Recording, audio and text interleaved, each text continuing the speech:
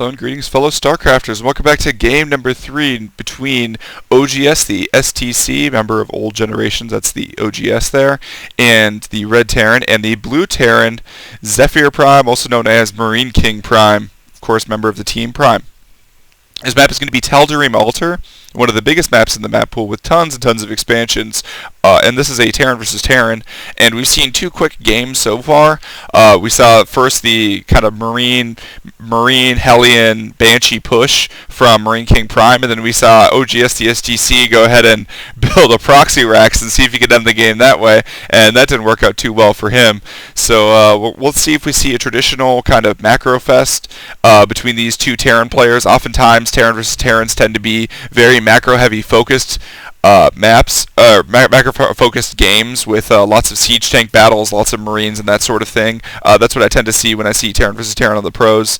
We haven't seen one of those games yet, so the question is kind of what kind of strategies these players are going to be going for on this map. I will say that gasless fast expands tend to be relatively popular on this map. Not always the case, but this is a big map, and they're in good positions to do this, although they don't know that yet. But cross positions, it's very difficult to get a Banshee all the way across. It takes a long time, probably almost a minute, since you're going to send it around the watchtowers. You typically speaking don't send the Banshee straight through.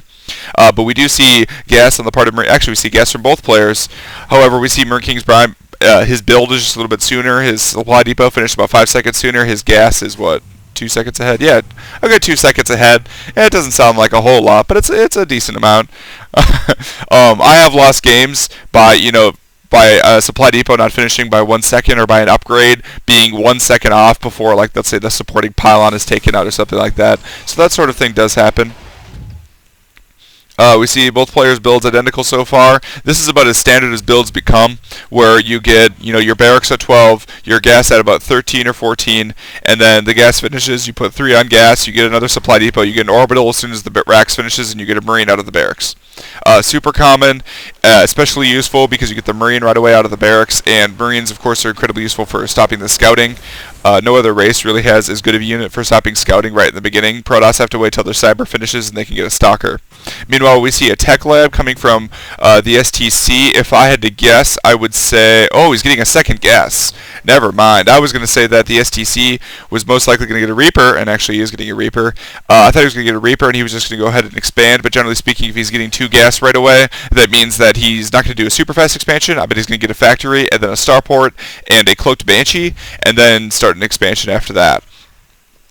But we do see a Reaper coming out, so he is going to be scouting his opponent, Marine King Prime. Meanwhile, Marine King Prime is getting a second gas as well, and getting a factory. The factory is a little bit out of the way, so hopefully the scan misses it, and certainly that SCV is not going to see it as he kind of slides around there. I wonder if he stood right here, I wonder if he could see that factory.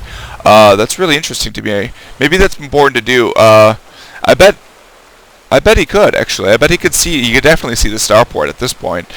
So, kind of an interesting place. I guess he's banking on the fact that people usually just right-click their SCVs in and then right-click them out. They don't, like, skirt the sidelines to see if they could get a peek in at the different forces. But we see that there's a starport and a tech lab already waiting for it. So the starport's definitely going to be getting a Banshee, and we'll probably be seeing Cloak coming out from the Banshee. Meanwhile, the STC he's just building a starport right on site for the tech lab, so he's not going to have to float it in any amount of direction. So it looks like both players are probably going to be going for Banshees based on the amount of gas that they're saving up. I think they're probably going to be going for cloaked Banshees. The STC especially is going to have 300 gas when it finishes, which is what you need to start Cloak and to start the Banshee as well. And Marine King Prime has already started Cloak and the Banshee, so his build is just a little bit faster, a little bit more designed for, quick Banshees, I suppose. But we do see, I saw Hellion, didn't I? SCB coming in. Oh, 2 Reapers coming in from the side. Marine King Prime doesn't see him yet. When's he going to see him? There we go. Moving the Marines over. They're going to get 1 free kill. Oh, wow. Nice control from Marine King Prime. And actually, is he going to get any kills? He better get at least 1 kill. But he is certainly going to get a scout in. He's going to go right past that. Wow. Actually, he did not even see that. That was possibly the most worthless double Reaper that I've ever seen, because the only thing it scouted was the double gas, I believe.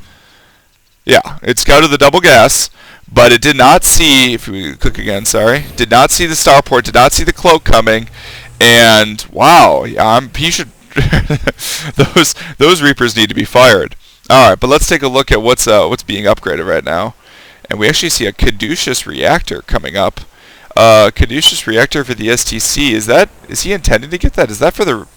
Oh, it's for the medevac. But he's getting a Raven. I'm very confused by this build. The Caduceus reactor increases medevac energy by 25. Not Raven energy. I wonder if he clicked on the wrong one. He wanted the Corvid reactor for the Reaper. Meanwhile, we do see that the little one's Banshee, or sorry, not the little one, Marine King Prime's Banshee is already in here. It's got his first shot off, able to snipe the builder of the turret. However, one immediately takes his place, and that turret's going to finish, and that's going to stop any sort of harassment around here. Meanwhile, the Viking's going to do the same thing, and as soon as he's got enough he does have enough energy for a scan, but he wants to make sure he can get the kill, and that's going to be taken out. So he's already taken out the first Banshee from his opponent, and he's getting a Raven. That's going to help as well.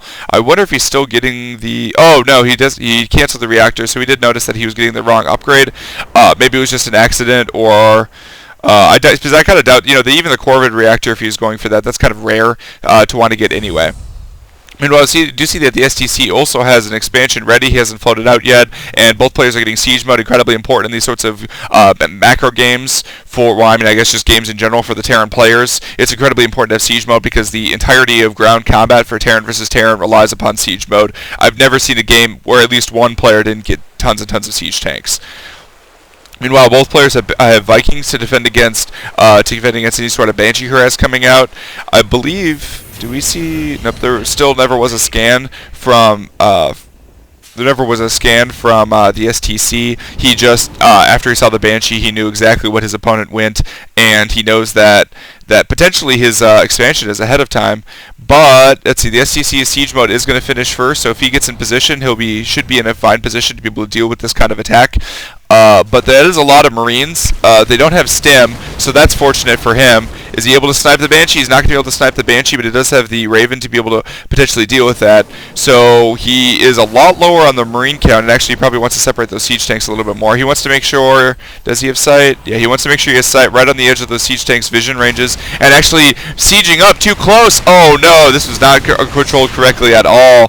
He lost that siege tank, so already Marine King Prime gave away one siege tank, and he doesn't have an expansion up either, or he's even started one. So this is turning in quickly to an all-in for Marine King Prime, unless he deals a lot of damage with these attacks. He's trying to sneak a siege tank up, but that's not good though. That rally point, that siege tank was taken out as well. Alright, the little poor control from the part of the Marine King Prime. I don't know why I keep calling him the little one. Marine King Prime needs to show a little bit better control. I guess he's used to dealing with those Marines and Marauders and not necessarily those siege tanks. Alright, so it looks like he's probably going to want to set up a siege tank here on the edge outside of the range, but meanwhile, these siege tanks are being moved up, and these Marines are being moved up to follow them. I guess just taking a little bit of a sight. They're lucky the siege tank wasn't sieged up, and we do see an entire army of SCVs coming out. Marine King Prime wants to end this now. We do see endless Marines still streaming through, and the attack is going to move in. We do see auto turrets set up to defend the siege tanks. However, the siege tanks were just a little too close, and they're going to be taken out. He needs to snipe that Raven, or snipe the Vikings to stop the high ground vision, but it looks like he's not going to be able to do that in time. Meanwhile, we see another auto turret being laid on the low ground. This attack doesn't look like it's going to be successful. He needs to move these Marines back into the bunker, or at least put these ones in the bunker. Put him in the bunker. STC, put him in the bunker. Meanwhile, that siege tank is still alive, able to take out the opposing siege tank, and these two are going to be taken out as well. That siege tank's going to be repaired, but it's going to be sniped by the bunker. Meanwhile, there's just one Marine in the bunker, but it's being repaired by a bunch of SCVs, so that bunker's going to go ahead and live. And is he going to get the back off? No, he's not quite going to be able to get the back off. He needs a scan for the Banshee, but he doesn't want to waste a scan, so he's going to go ahead and wait till those Marines are completely underneath the Banshee. But that Banshee is going to live. It's going to kite the Marines just a little bit, and wait till the scan runs out. The scan, when it runs out, is going to be able to prevent him. Meanwhile, that siege tank is going to be taken... Oh, no, barely saved. One hit point on that siege tank. That's invaluable. At an all-in like this, every little bit helps because the game is just so incredibly close. So it looks like the SCC is in an incredibly comfortable position at this point. Marine King Prime tried his all-in. He sent tons of SCVs, and he still wasn't quite successful just because the positioning advantage of the STC on this cliff was able to be so effective, and siege tanks are just so good when they're set up and just ready to defend. STC has also finished Stim, so that gives him another huge advantage, and Marine King Prime knows this, which is why he just GG's out of this game. Not only is his opponent up at expansion on him, but he's also up 29 harvesters.